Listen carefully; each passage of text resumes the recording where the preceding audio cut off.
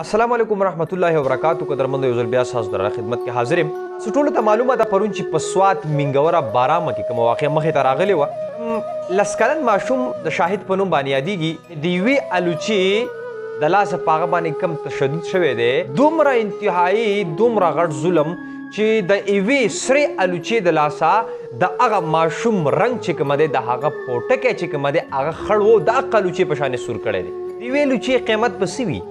تاسو څه وایي د یوې الوچې قیمت به 15-16 روپۍ وي او په هغه کې هغه له دومره سزا چې کومه ده په دغه د الوچې د وجې نه ورکړې ده چې په هغه کې د زرګاو روپو کار پیدا کړی نو چونکې ماشومتوب چې کومه دی هغه د وراني نه ډکي هغه د شرارتونو نه ډکي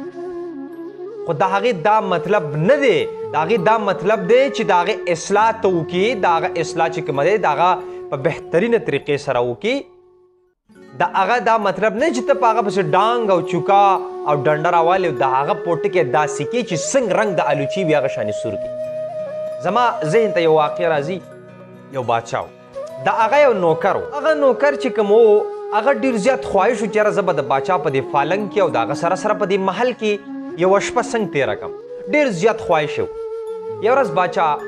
چرته کې په سیل باندې لاړې او نوکر ته محل هغه والی نو نوکر چې کومه دی موقع غنیمت وګڼله او په هغه کې یوه شپې تېره کړه سهار له چې کله بادشاه رالې نو بادشاه چې دا ولیده نو یو څو ډنډې ور لګاو کړي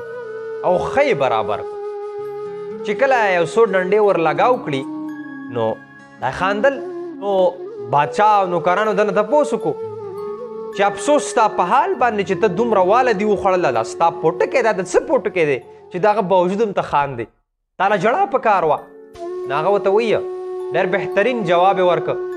چې ما یوه شپه په دې پوم کې تېره کړه دومره واله مې وخوړه خو چې باچا سلامت دا ټول عمر په دې ځای کې تېر کړه دا به د قیامت په ورځ یعنې د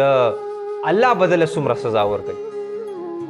نو د واقعه هسې په ده پسې رایاده شوه چې تا په یوه لوچه باندې ماشوم دومره ووهو دومره خو چې تا به الله تعالی په ده سزا باندې څومره سزا ورکوي به هر حال له ده سزا او جزا د الله سره ده موږ فیصله نشو کولی او د واقعې مطابق مې ته خبره وکړه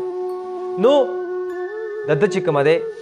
داسې نه دي کول پکار ډېر د افسوس مقام دی ماشوم دی زړه ورته شوي په ده باندې الله ډېر خوشحالېږي زموږ پیغمبر اسلام بزرګانو صحابو هغه به د ماشومانو سره ډېر زیات محبت کوو مینه به ورسره کوله تر څو پورې به چې ماشوم نو مړ شوی خپل ځان له به څه خوړل نه ماشوم مړی شوی ورکوله یوه لوچه نه دړی ورکه سیر ورکه څه کمیږي نه په ده باندې سیوا کېږي زما ویډیو سره مخکې شیر کړئ مننه جي تھینک یو شکریہ